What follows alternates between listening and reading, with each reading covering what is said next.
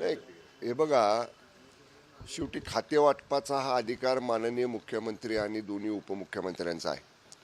आणि आमच्या पक्षाचं म्हणाल शिवसेनेचं, तर आम्ही निवडणूक झाल्या जी पहिली बैठक आमदारांची झाली होती, त्या पहिल्या बैठकीमध्ये शिवसेनेच्या सर्व आमदारांनी एक ठराव करून मंत्री कुणाला करावं आणि कुणाला कुठला विभाग द्यावा याचे पूर्ण अधिकार आमच्या पक्षाचे प्रमुख आदरणीय उपमुख्यमंत्री एकनाथजी शिंदे साहेबांनी दिले होते.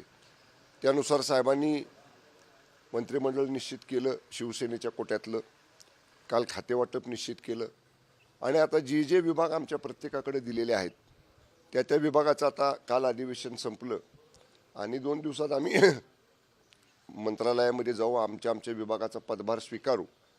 विभागाची आता मला म्हणाल तर माझ्याकडं पूर्वी मी उत्पादन शुल्क विभागाचा राज्यमंत्री होतो, नंतर कॅबिनेट मंत्री होतो, परंतु आता हे तिन्ही विभाग माझ्याकडे नवीन आलेले आहेत. पर्यटन आहे, खनिकर्म आहे आणि माजी सैनिक कल्याण आहे. त्यामुळे तिन्ही विभागांच्या वरिष्ठ अधिकाऱ्यांच्या बरोबर बैठक घेऊन विभाग समजावून घेऊन विभागातल्या तरतुदी काय आहेत आणि कशा पद्धतीनं त्याला गती देता येईल, चालना देता येईल याचा एक आढावा पुढच्या आठवड्यामध्ये आम्ही घेऊ. आणि माननीय मुख्यमंत्री फडणवीस साहेब, आमचे नेते आदरणीय उपमुख्यमंत्री शिंदे साहेब, माननीय अजितदादा या तिघांनाही अभिप्रेत असणारं काम आमच्या विभागात आम्ही करू. राज्य उत्पादन शुल्क सारखं हेवी खातं आपण सांभाळलेलं आहे, त्यानंतर आता पर्यटनची जबाबदारी आलेली आहे. हे बघा, खातं कुठलंही मोठं आणि लहान असं नसतं आणि आमचं म्हणाल शिवसेनेचं तरी जरी आमच्या विभागाचं, आमच्या शिवसेनेच्या कोट्यातलं उत्पादन शुल्क खातं हे राष्ट्रवादी काँग्रेसकडे गेलं असलं तरी गृहनिर्माणसारखं मुंबईतले किंवा शहरी विभागामध्ये, ग्रामीण विभागामध्ये अत्यंत चांगलं काम करण्याची गोरगरिबांना, म्हणजे जे माननीय पंतप्रधान नरेंद्र मोदी साहेबांचं स्वप्न आहे, प्रत्येक कुटुंबाला, प्रत्येक व्यक्तीला हक्काचं घर मिळालं पाहिजे, ते गृहनिर्माण विभाग हा माननीय उपमुख्यमंत्री आदरणीय शिंदे साहेबांच्याकडे आलेला आहे. त्यामुळं असं जरी झालं असलं तरीसुद्धा जे खातं आहे ते तेवढंच तोलामोलाचं आहे, तेवढंच महत्त्वाचं आहे. राज्यामध्ये पर्यटनाला खूप पोटेन्शियल आहे. आपण आता कोल्हापूरमध्ये आहोत, आपला कोल्हापूरचा विभाग बघाल, खाली कोकणातला विभाग बघाल, आमच्या सातारा जिल्ह्यातला महाबळेश्वर असेल, कास पठार असेल, कोयनानगर असेल, तापोळा असेल, ह्या सगळ्या परिसराचा अत्यंत. आणि शेवटी कसं आहे, आता टुरिझमकडं लोक वळायला लागलेली आहेत आणि टुरिझमच्या माध्यमातून एक वेगळी इकॉनॉमी, वेगळी अर्थव्यवस्था, त्याला गती देण्याचं काम निश्चितपणे आपल्याला करायचं आहे. मला काल पर्यटन विभागाचा पदभार दिल्यानंतर काल मी माननीय उपमुख्यमंत्री एकनाथजी शिंदे साहेबांच्या बरोबरच नागपूरवरनं आम्ही मुंबईला आलो. साहेबांनी येताना विमानामध्ये मला सांगितलं की चांगलं काम करायचं आहे आणि मुख्यमंत्री माननीय फडणवीस साहेबांनी सांगितलं की पुरेसा निधी तुमच्या विभागाला दिला जाईल, त्यामुळे चांगलं काम करून दाखवू आम्ही. तर साताऱ्यात 8 आमदार आहेत, मात्र त्यामध्ये 4 मंत्री त्या ठिकाणी लाभलेले आहेत. सगळ्यात जास्त वजन जे आहे ते, कारण आपण सिनियर आहात सगळ्या मंत्र्यांमध्ये. बघा, आम्ही निवडून आल्या जसे अधिकार माननीय शिंदे साहेबांनी दिले होते, मंत्री करायचे, खाते वाटायचे, तेच आमची वन लाईन आमचं ठराव आहे, एक लाईनीचा ठराव आहे आमच्या शिवसेनेचा. आमच्या सगळ्यांच्या बाबतीतले निर्णय घेण्याचे अधिकार माननीय पक्षाचे प्रमुख आदरणीय एकनाथजी शिंदे साहेबांना आहेत. त्यामुळं आता बघा, थोडंसं खातेवाटप झालं, विस्तार झाला, कालच अधिवेशन संपले हिवाळी. आता माननीय फडणवीस साहेब, माननीय शिंदे साहेब, माननीय दादा कदाचित 2 दिवसामध्ये मुंबईमध्ये बसतील एकत्र आणि पालकमंत्र्यांचं सुद्धा वाटप होईल. मी एक सांगतो, एवढं मोठं मॅन्डेट, 200 जवळपास 37 आमदारांचं बहुमत, इतकं प्रचंड मॅन्डेट महायुतीला, महाराष्ट्रातल्या जनतेने दिलेला आहे. त्यामुळं आता आमच्या 3 पक्षांमध्ये मंत्रिपदावरनं नव्हती रस्सीकेस, खातेवाटपावरनं नव्हती आणि पालकमंत्रीपदावर सुद्धा नाही. हे बघा, प्रत्येकाला आग्रह असतो, प्रत्येकाची इच्छा असते. ज्याला त्याला वाटतं की आपल्या पसंतीचं खातं मिळावं, ज्याला त्याला वाटतं आपल्या पसंतीचा जिल्हा पालकमंत्री म्हणून मिळावा.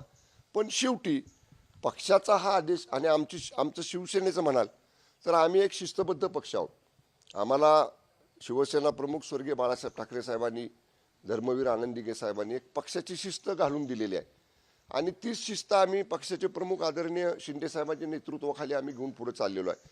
त्यामुळे शिवसेनेचे सगळे मंत्री त्यांना जे विभाग देतील त्याच्यामध्ये आम्ही चांगलं काम करून दाखवू. कुठल्या जिल्ह्याचं पालकमंत्रीपद देतील त्या जिल्ह्यामध्ये चांगलं काम करून दाखवू. त्यामुळं हातात हात घालून आम्ही सगळेजण चांगलं काम करू. ठाण्याचं पालकमंत्रीपद तुम्ही सांभाळलेलं आहे. आता ठाण्याच्या पालकमंत्रीपदासाठी सुद्धा रस्सीखेच पाहायला मिळेल. तुमच्या पक्षातील काही तुमचे सहकारी आहेत ते त्याच्यावर दावा करतायत. गणेश नाईकचा सुद्धा त्यांच्यावर दावा असणार आहे ठाण्याच्या पालकमंत्रीपदावर. तुम्ही ठाण्याचे पालकमंत्री म्हणून काम केलंय, परत एकदा ठाण्याच्या पालकमंत्री होण्याची इच्छा आहे का किंवा काय, कसं बघताय? दावा पालकमंत्री पदाची अधिकृत यादी जाहीर होईपर्यंत दावा कुणी करू शकतं. त्यामुळं असं काय नाही की कुणी दावा करू नये. पण शेवटी मी मगाशी म्हटलं तसं अंतिम निर्णय हे तिघजण घेणार आहेत, माननीय शिंदेसाहेब, माननीय फडणवीस साहेब आणि माननीय दादा. त्यामुळं जोपर्यंत आता बघा खाते वाटपामध्ये सुद्धा आपण तुम्ही सगळेजण बघत होता, 2-3 दिवस नागपूरमध्ये सुद्धा 4 दिवस बातम्या चालल्या होत्या, ह्याला हे खातं मिळणार, त्याला ते खातं मिळणार. पण आता खाते वाटप जाहीर झालं, समतोल राखायचा प्रयत्न तिन्ही महायुतीतल्या पक्षांमध्ये झालेला आहे. तसंच पालकमंत्री पदाचं सुद्धा वाटप करताना हे तिन्ही नेते महायुतीतला बरोबर समतोल सगळा राखतील. थोडा धीर धरा, कदाचित 2 दिवसामध्ये आपल्याला ते खाते वाटप तुमचं पालकमंत्री पदाची सुद्धा यादी कळेल. ओके. कोल्हापूर सारख्या जिल्ह्यामध्ये पर्यटनाची मोठी संधी आहे. या जिल्ह्याकडे देखील अनेकांच्या अपेक्षा आता तुमच्याकडून असणार आहेत. आज कोल्हापुरात एक म्हणून तुम्हाला हे कोल्हापूरचं आणि देसाई परिवाराचं एक वेगळं नातं आहे. माझे आजोबा लोकनेते स्वर्गीय बाळासाहेब देसाई साहेब जवळपास 25-30 वर्ष राज्याच्या मंत्रिमंडळामध्ये अनेक महत्त्वाच्या खात्यांचे मंत्री होते आणि ते नेहमी कोल्हापूरचे पालकमंत्री राहिले. कारण त्यांचं शिक्षण कोल्हापूरमध्ये झालं. त्यांना खूप मोठा आदर कोल्हापूरच्या घराण्याबद्दल, कोल्हापूर जिल्ह्याबद्दल होता आणि म्हणून माझंही नातं या जिल्ह्याबरोबर तसंच आहे. मंत्रिमंडळामधले आमचे ज्येष्ठ सहकारी माननीय मुश्रीफ साहेब असतील, आमचे नवीन सहकारी मंत्री झालेले आमचे मित्र प्रकाशराव आंबेडकर असतील, आमचे महायुतीतले सगळे आमदार असतील, खासदार असतील, ह्या सगळ्यांना बरोबर घेऊन मी एकदा पदभार स्वीकारला की कोल्हापूर जिल्ह्याच्या पर्यटन विकासाच्या बाबतीत असेल.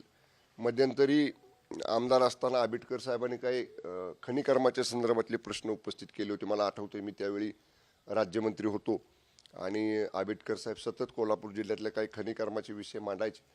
तर ह्या दोन्ही विभागांच्या मार्फत जे जे कोल्हापूरसाठी करता येईल ते निश्चितपणानं एक आत्मीयता या जिल्ह्याबद्दल देसाई परिवाराला आहे. त्यामुळं निश्चितपणानं मी करेन. आगामी महापालिकेच्या निवडणुकांमध्ये आता ठाकरे शिवसेना जी आहे ती स्वबळाचा नारा देताना पाहायला मिळतात. तशी वक्तव्य काही नेत्यांची देखील आता पाहायला काय आहे, एवढं बॅकफूटवर उभाटा गेलेली आहे. शिवसेना म्हणू नका, शिवसेना आमची आहे. शिवसेना पक्षाचं नाव आणि शिवसेनेचं धनुष्यबाण हे घटनेनं, कायद्यानं, नियमानं आमच्याकडं आलेलं आहे. त्यांच्याकडं शिवसेना उभाट आहे. त्यामुळं त्यांच्यात महाविकास आघाडीमध्ये आता ही जे प्रचंड अपयश त्यांना मिळालं ह्या कालच्या विधानसभेच्या निवडणुकीत, त्यामुळे एकमेकाच्या माथ्यावर खापर फोडायचं काम त्यांच्यामध्ये चाललंय. आता तुम्ही म्हणताय तसं उभाटाचे काही नेते म्हणतात आम्ही स्वतंत्र लढू, तर लगेच पवार गटाची राष्ट्रवादी म्हणते आमची पण वेगळं लढायची तयारी आहे. तिसऱ्या बाजूला काँग्रेस म्हणते त्यांना काय करायचं ते करू द्या. त्यामुळं आता कसं झालंय, त्यांच्यात एक वाक्यता नाही. मी आपल्याला माहिती करता सांगतो, तुमच्या सगळ्या वाहिन्यांचे प्रतिनिधी नागपूरमध्ये होते. तुम्ही विचारा, सभागृहामध्ये सुद्धा 50चा सुद्धा आकडा नाही त्यांचा आमदारांचा समोरच्या बाजूला, पण तरीसुद्धा त्यांच्यात एक वाक्यता नव्हती. त्या समोरच्या 3 विरोधी पक्षामध्ये एक पक्ष वेगळी भूमिका मांडायचा, दुसरा पक्ष वेगळी भूमिका मांडायचा. त्यामुळं आता महाविकास आघाडीला जे प्रचंड अपयश आलं विधानसभेच्या निवडणुकीला, त्याचं खापर एकमेकाच्या डोक्यावर फोडण्याचं काम चाललंय. त्यांना काय करायचं ते त्यांना लकलाभ होऊ द्या. जशी एक मोठी लँडस्लाईड विक्ट्री महाराष्ट्राच्या विधानसभेत महायुतीला मिळाली, तसंच महायुतीचा भगवा हा मुंबई महापालिकेवर तुम्हाला फडकलेला दिसेल. स्वबळाचा नारा एका बाजूला ठाकरे गटाकडून आता दिला जातोय, मात्र तसं झालं तर त्याचा फायदा भाजपला होईल असं शरद पवार गटाला वाटतं. प्रशांत जगताप त्यांनी मग तुम्ही बसा ना म्हणा एकत्र. तुम्ही वाहिन्यांच्या वरती बोलण्यापेक्षा तुमची 3 दिशेला तिघांची तोंड आहेत ती एका दिशेला करा, एकत्र बसा आणि तुम्ही ठरवा काय तुम्हाला करायचं ते. आमचं ठरलेलं आहे. आमचं तुमचं कोल्हापूरमध्ये एक वाक्य ना बघा काय आमचं आता ठरलंय काय, आमचं ठरलंय. तसं मुंबई महापालिकेसाठी आमचं ठरलंय महायुतीचा भगवा हा मुंबईच्या महानगरपालिकेवरती फडकवायचा.